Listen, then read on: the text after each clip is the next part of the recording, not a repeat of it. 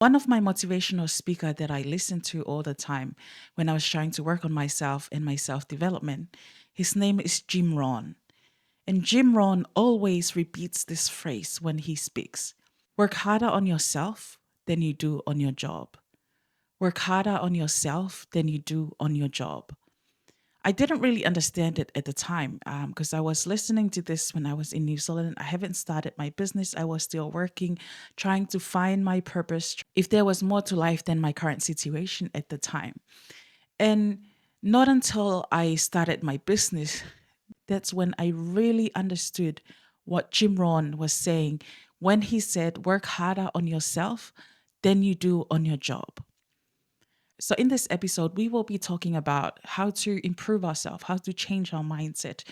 And I always say mindset a lot. For those of you who may not be familiar what mindset means, so mindset means your belief, the way you think of yourself, the way you think of other people. What are your values? What is your belief? What is your thoughts? And that's what mindset means. Because the reason why it is really, really important to talk about this because the way you think will shape the way you live. And I'm talking from experience because when I applied all these principles that I learned, that's when I started seeing improvements in myself. We come from a place in our family, we have our own issues, our family issues when we were a childhood, with our parents and with our families and with our friends, with our culture, with our community. So, how can we change the way we think if we believe something that we grew up in? How can we change it? Because it's really hard to change something that you believed in religiously since you grew up, since you were a child. So, how do you change this type of thinking? So, in our culture, we laugh about these matters. When we talk about ourselves, we usually put ourselves down or put others down. Usually, we hide it in the joke that we make or something that we say to someone. And it's the way we think. In our culture, we don't talk about this kind of stuff. We don't talk about mindset. We don't talk about self love, healing, trauma, all of this. And I'm hoping for this podcast, to raise awareness so we can talk more about this because it's really important for our people to be able to change this kind of mindset that we have when we grow up in the islands. What we learn in the islands and what we know is only because of the things that we see, around us, of the things that we see at home, the things we see outside at home, and the things that was built around us. And that shapes the way we think, shapes the way we think of ourselves and others. So for example, if there's a parent and one of his child is coming and say, oh, I want to be a superstar. I want to be like John Alomu, or I want to be like Valerie Adams one day, And sometimes we laugh it off. Our parents laugh it off because they don't really believe that will happen. Sometimes those dreams, they think it's just wishful thinking. So as I mentioned in my previous episode about my upbringing and my childhood, I grew up in the islands of Tonga, and I understand, our culture and the way we think. We usually don't encourage talking highly of ourselves. When you talk highly of yourself, people consider it very arrogant. They see yourself as being kaimumua, as we say it in Tongan. They see it as a bad thing when you think highly of yourself, when you put yourself up, or when you talk about yourself in a positive light. And I think that needs to change in our culture because it really affects your mentality. It really affects your belief in yourself and what you become when you grow up. And when I moved from Tonga to New Zealand, I was very humble. I was very quiet. I was an introvert. I didn't go anywhere. I didn't talk to many people. And when I go to work, I couldn't talk to anyone. And I remember when I got my job in the Ministry of Education in New Zealand, Wellington, when I worked there, I hear other people talking, my colleagues, and they were talking about their personal life, what's happening at home freely, if there's a problem that was happening at home that day, they will talk about it. And I was like, what the hell? Why are they talking about these personal issues? Because I'm not really used to this. This was a cultural shock for me because back in Tonga, we don't talk about our personal issues at home. We don't go to work and talk about something that was happening at home. We hide it because we don't want people to know about it. We don't want people to talk about it and, gossip about it. So we hide whatever's going on at home. And I remember when we had the work meeting and we were encouraged to speak up. So the manager encouraged us to give her feedback about the issues and what she was talking about. And most of the time, I was just quiet. I had so many ideas in my mind, but I was just staying quiet. I didn't really want to say anything because I'm afraid that it's going to be a wrong answer. So I was embarrassed to say something wrong or make a mistake. My manager was encouraging me to speak up, and she was like, Akanesi, do you have something to say? What are your thoughts? And I would just say like a few words and that's it.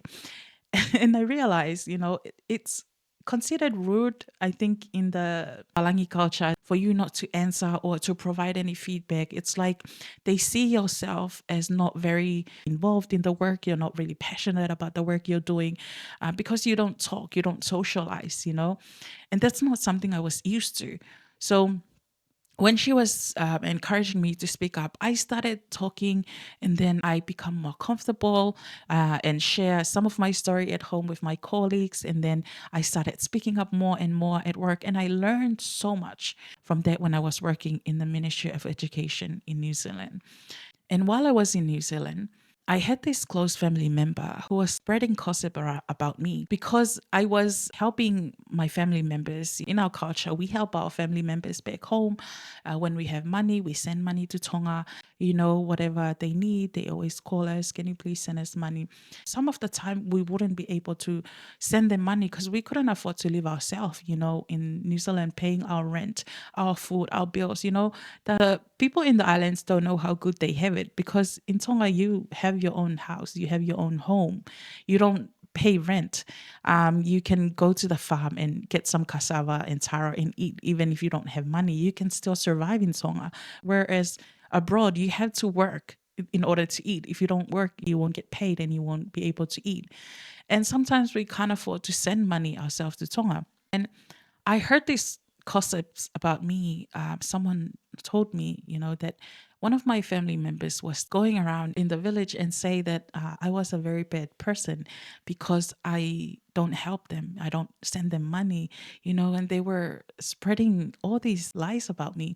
I didn't really understand it at the time. How can you say that when I've been helping you, so many times I've been helping you, and then when I can't help you, you go and spread these lies? And really affects my mentality, it affects my personal life, it affects my health, my mental health, my physical health. I started seeking out for solutions. How can I change this? How can I better myself? Because I don't want to self sabotage myself. I don't want to believe these lies. Because when I started believing it, that I'm a bad woman, then I started acting like it because I believed at that time that I wasn't a good person. Because of this narrative, no matter how much you give, how much love you give them, they don't always show it in return. And sometimes you question your self-worth. I mean, am I good enough? Am I not good enough? Am I really this bad person, as you said? And that's when I started digging into personal development, doing my research, starting watching podcasts and started reading and learning about self-love, loving yourself. We hear about this concept all the time. Oh, you have to love yourself, self-love. But what is self-love really? What does that actually mean? Especially for our culture. Does that mean you have to love yourself more than you love others? Does that mean that you have to help yourself first than others? What does self-love mean to you in your culture, in the Pacific Island culture? Because we are always taught to help your family, love your family first. Whatever money you have, send it to your family. It doesn't matter if you struggle or if you sacrifice to help your family. And sometimes it's true, you have to help your family, but sometimes it doesn't really help you at all. How can you help others when you are empty yourself? How can you help fill others' cup if your cup is empty yourself? That's when I started researching and when I started doing more work to learn how to change myself, change the way I think, because I didn't like who I was when I was thinking these thoughts. So when I was listening to this podcast, I came across so many successful people that were talking about this book. They always swear by it. They always read it. And every time you hear a podcast or listen to a podcast and you listen to entrepreneurs or successful people, this book, they always recommend it, for people to read. And that book is called Think and Grow Rich by Napoleon Hill. Think and Grow Rich by Napoleon Hill. So Before you come at me when you hear the word rich, I want to elaborate more on that before we dive into the book and what I learned and how I applied it. Because being rich in our culture is considered bad. I think in our faith, we see being rich and being successful is evil. You don't want to love money, you have to love God. And it's really interesting because you were taught to love God and not love money. Do not chase money, do not chase successful. Be content with what you have, be satisfied with what you have. They teach you these things, and yet they ask you money all the time in church families. They preach about loving God and don't chase fame, don't chase money, don't chase success. Partly true. Everything I have, I credit it to God because I'm a Christian. I'm putting God first in everything you do. But the thing is, I think we interpret it incorrectly because in the Bible it says the love of money is evil. It's not having money itself, it is the love of money that's evil. Because I've seen so many successful people, rich people, millionaires, who are crediting God for their success. They are Christians. And you wonder why we were being taught that being successful and being rich is evil. And then you see these successful people and they are Christian and they are crediting God. The love of money is evil. It means that you love your wealth more than you love God. That is when it's evil. But if you become successful and yet if you're willing to lose all the money that you have and you still have God, then that is actually what being successful means. You can have money, but it doesn't really mean that you have to attach yourself to it. You don't have to rely on yourself or think of or attach your reputation and your status to money. You can have money, but if you lose it all today, it doesn't matter. I still have God. I still have God to fall back to. But sometimes in our culture, we interpret it incorrectly to think that money is evil, and I don't understand it.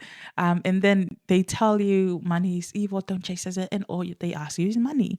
Money this for money for conference, money for this donation, money for church donation, money for this program, money to help this. We ask for money all the time, and yet we don't encourage our people to chase money, to chase success, to work hard on yourself, to get these money so we can be able to help others. How can we help others if we don't have the money ourselves?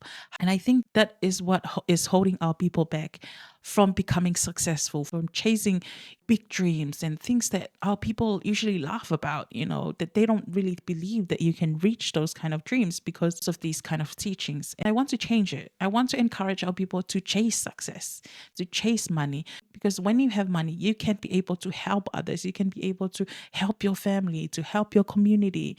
You see these successful and millionaires people, they donate to charities and people and communities.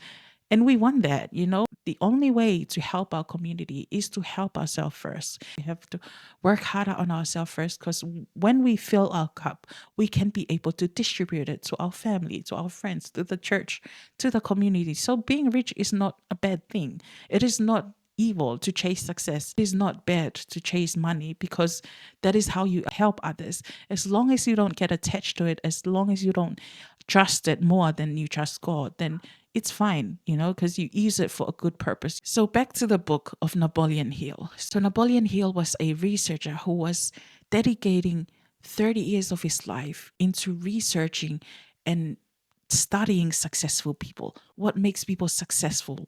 Why are there rich people and yet we are always poor? We grow up poor and most of us work until we die.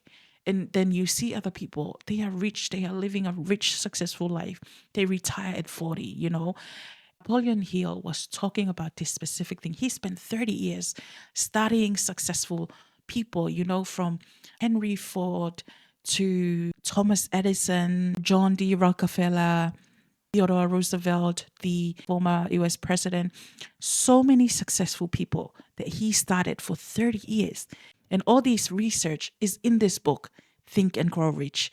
I recommend, if you are listening from the Pacific, if you're in a school or university or working for youth, I recommend this book for you to put it in school, so they can study it, so the kids can read it, because this book changed my life. It really changes the way I think. So Napoleon Hill was doing this research. These successful people all have one thing in common. And that one thing in common is the self-belief, is the thoughts that they think of themselves and their situation. Henry Ford didn't have a qualification, and yet he built this successful vehicle business at the time where cars and vans weren't a thing back in the day. So the journalist questioned Henry Ford and said, "You don't have enough qualifications to run this business. What makes you think that you can run this business successfully?" And the journalist was asking Henry Ford general questions to try and trick him.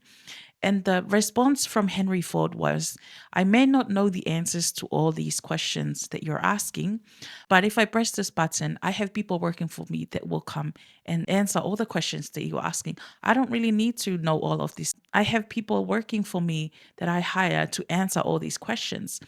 So we can see that you don't really need qualification. You don't need to come from a well rounded family or a wealthy family or grew up in a family with two parents, whether you grew up poor or if you grew up in a not very loving home. No matter what your situation is, we all have our own struggles, but we do not have to let that define you. You need to detach yourself from that kind of thinking. So Napoleon, the main idea of this book, Think and Grow Rich, is thinking your way into becoming rich, into becoming successful. So whatever you think about is who you become. And the main idea that Napoleon Hill was emphasizing, everything begins with a thought. So if you truly believe in something and you desire it very strongly, then it will become reality to you. It will turn into reality. So that was the common thing that he found from studying 30 years of these successful people. The only difference between these rich people, the successful, and us is the way we think, it's our mindset. Napoleon Hill was saying that your only limitation is your own thoughts, is the way you think. And that really reminds me in the Bible verse, Mark 11:24, it says, "Therefore I tell you, whatever you ask for in prayer, believe that you receive it and it will be yours." So how come these rich people and successful people is applying the Bible to their life and we don't? We live religiously on the word of God and the Bible, but we never apply it to our life. We pray, but we never take action, is what I mean. And it's also another Bible verse in Proverbs 23:7 that it says, "For as he thinking in his heart, so is he." So thoughts are things. Your inner belief shapes your outer reality. So whatever you think about is who you become. So if you are listening, and if you are sitting in the kitchen or if you're sitting outside and what you see is very poor, you surround yourself with very limited mindset, I want you to start changing the way you think. So Napoleon Hill was applying this concept to his own personal life to test it. So Napoleon Hill had a son who was deaf and mute and he couldn't hear. So when he was born, the doctor told him that his son won't be able to hear or talk.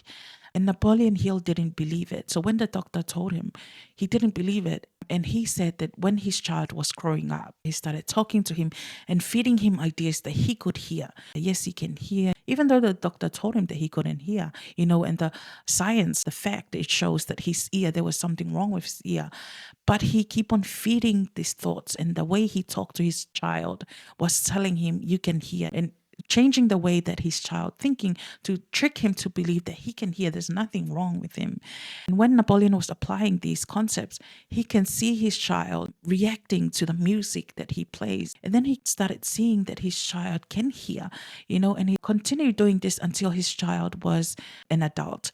And his child didn't really depend on the parents. Napoleon Hill's son partnered up with a company that created this device for him, and he could hear, and he became self-dependent. He got his job, he runs his own business and all of that, all because Napoleon Hill did not believe what the doctor did not limit the situation, and whatever the doctor told him, he believed he didn't limit his son to that. He feed his son positive thoughts into hearing, where his son ended up building a hearing aid that helped thousands of people. And you see the powerful on thoughts, and I apply that to my life. I started applying that to my life. So when I know that the only difference between us and the successful people is the way we think, I started changing the way I think. So this sounds easy, but it's not. It's a hard work, especially if you grew up in an environment, in a culture where you are conditioned to limit your belief, your self belief, to think very small. So, because I had these negative thoughts to myself, thinking that I'm a bad person, I started applying what Napoleon Hill was talking about and started changing the way I think. So, Napoleon Hill was saying, if you repeat it, if you believe in something or have a thought and you repeat it all the time, eventually your conscious mind and your being and who you become, it will align with whatever you think. So that's what the rich people and the successful people do. They thought their way into success. They believe they can do it. They believe they can achieve this dream. It doesn't matter their circumstances. I don't care if you're in Fiji or in a poor family in Tonga or in Samoa. It does not limit your situation. It does not limit your future. You can change the way you think and become and build something for you in your life. And it really works for me. I wouldn't be sitting here if I didn't apply what Napoleon Hill was saying. We read the Bible, and it's funny because all of this is already in the Bible, but we never apply it to our life. When I mentioned that I talked to these entrepreneurs from the Pacific, and the way they think, the lack of confidence is because that's what they think of them. They think of them as not good enough. They think of them as small. This is a small business. They think of them, I grew up poor, I've never seen my auntie, my uncles, or my grandparents live a good life. And it's time to change that. And it's because they weren't exposed to this knowledge, that we have. So this is a book that has been living for 100, almost 50 years, I think, or 100 years. And I just learned about this just because I was doing my research on self development. So I'm hoping that, if you're listening, it's really important that you take this book and you put it in schools in the Pacific, put it in high school, especially when the kids. I wish I was reading this book when I was young, as if I knew it when I was young. But I think maybe time aligns. Maybe this was the right time for me. So whoever is listening, this may be the right time for you. You may be searching for something more. You may be like me, searching for more, for something better, for a better life for you, for your family. And I want to give you this homework. So what I did was I write down, the negative things that I believed in myself, that I was a bad person, that I'm not good enough, I'm not worthy. And then on the other side, I write down the opposite, the positive things. I'm a good person. I'm a good woman. I am good enough. I am loved. I am beautiful. All these positive thoughts. And I write it down on the other side of my book. So Napoleon Hill was saying, write down the thoughts that you have, the positive thoughts that you have, and stick it on the wall of your room or whatever your thing at the house in the house, and you repeat it to yourself every day. You repeat it to yourself every day. You wake up in the morning, you look at the sticky notes, and you repeat it to yourself every day. And that's what I did. So I was coming from a very bad, negative thinking. And I was like, oh my gosh, how can I change this? So I applied. I didn't laugh because I know many of our people, they laugh about this kind of stuff. They said, oh, stop talking about this. This is wishful thinking. I promise you, I wouldn't be creating Sihu if I didn't apply what Napoleon Hill was teaching in this book. If I didn't read this book, I wouldn't be able to create Sihu. So that's what I did. So I write it down and I repeat it every day. And when I started repeating it, I started seeing myself change. The way I speak to my husband, the way I, talk to my friends, the way I acted at work. I tricked my mind and my body into thinking, the things that I said is true. And I started becoming it. And I started becoming more understandable. I have compassion, I have empathy because I started loving myself. I started accepting myself. It doesn't mean that you have to ignore your flaws and your negative thinking. I still have negative thoughts up to now, but it doesn't outweigh my positive thoughts. Every time I have negative thoughts, I change it to the positive thoughts and I repeat it every time until my mind is conditioned to it. So that's what I did in New Zealand. I started applying this in Wellington and I can't believe the changes. And it's funny because it takes me back, to Tonga because we are the only monarchy left in the Pacific.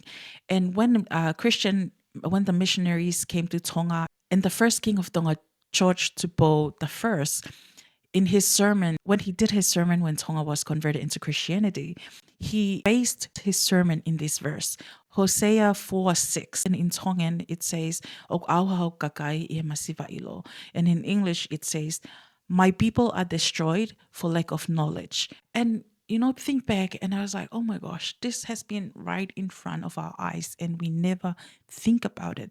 We destroy ourselves by the way we think, or we build up ourselves by the way we think. So I started repeating this, and this is the game changer for me. This is how my life started improving. The way I believe myself, I started loving myself. If you can see me, I'm not a skinny person. I haven't reached my physical health goal. That's another issue we can talk about another time. But if I waited until I become skinny to start a podcast, then you wouldn't be listening to me now. Like, I wouldn't be sitting here. It's because I think positive about myself. I don't care about the reactions of other people. I don't care about what other people will say. It doesn't really affect me now because I already believe in myself that I'm a good person, and I've already conditioned myself to believe in the positive things that I feed myself. If you really want to make a change, if you're sick of yourself being mean to other people, that's another thing I want to talk about, being mean to other people, because I realized when I was thinking negatively of myself, I also projected to other people. I was becoming mean to other people. So when I started changing the way I think, and I started loving myself more, I started projecting that to other people. I started loving other people more. If people are mean to me or rude to me, I have this understanding and this emotional intelligence that I can understand where they come from, but it doesn't really affect me what they say about me, what they think of me, because I already know who I am. And it's really important because this really affects how you treat your family, how you treat your loved ones, how you treat your kids, especially if you have kids. If the thoughts that you are thinking is not helping you, please change it. If you really want to become a better person, if you want to have a better life, if you want to build a good relationship with your family, there's a famous saying that says, hurt people hurt people. It's because they are hurting themselves, then they are projecting to others, and they are hurting others as well.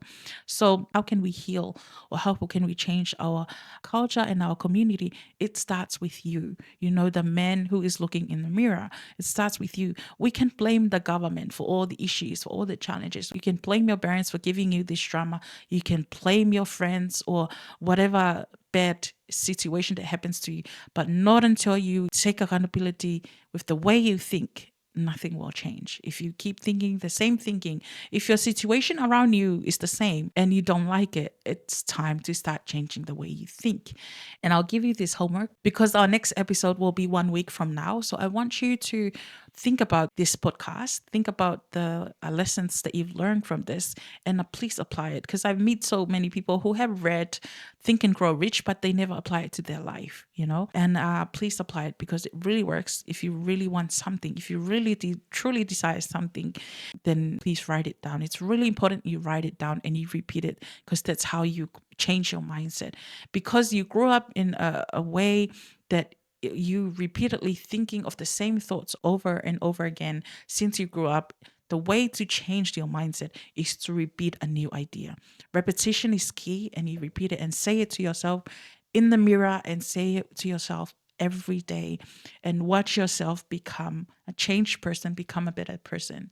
So if you learned something, or if you really relate to this and you want to talk more about this, you are welcome to send us a message on our Pacific Empowerment social media account. You're welcome to send us a message with your journey, your experience, or anything that you'd like to talk about in regards to self-improvement.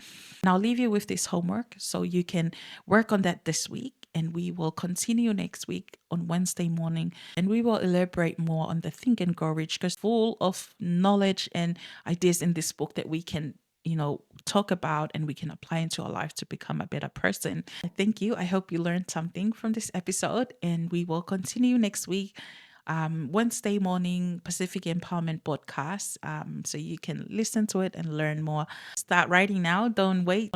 Go now and start writing down all the positive things that you want to see in yourself, and start repeating it to yourself daily starting today. So thank you. Vinakavakalevu malo alpito and fafetai lava.